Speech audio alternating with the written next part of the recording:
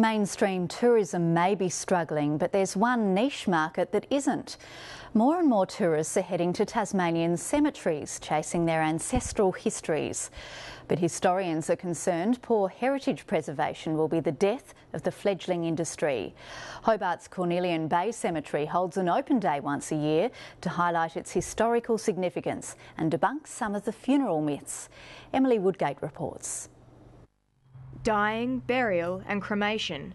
It's a subject that strikes fear in most people. That's the whole idea of our open day, is to try and demystify the whole service and give people a chance to have a look through the whole process from start to finish. The gates of Hobart's historic Cornelian Bay Cemetery have been thrown open, giving the living an experience usually reserved for the dead.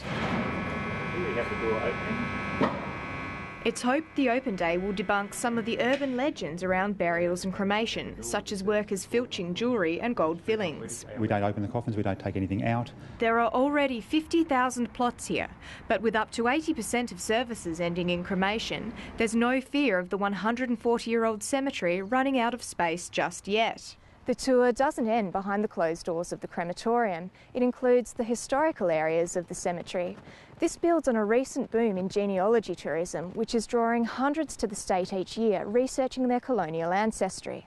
There's a great deal of satisfaction in finding someone that you've been looking for a long time. With Tasmania's convict links, historians say the state is uniquely placed to cash in on the trend. There's an increasing recognition of the importance of heritage tourism to the economy of the state.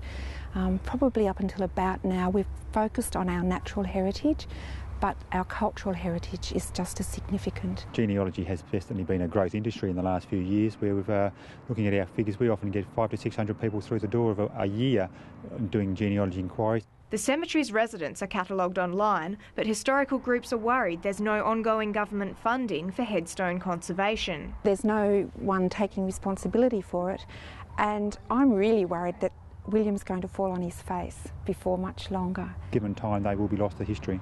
And with it, a growing tourism opportunity. Emily Woodgate, ABC News.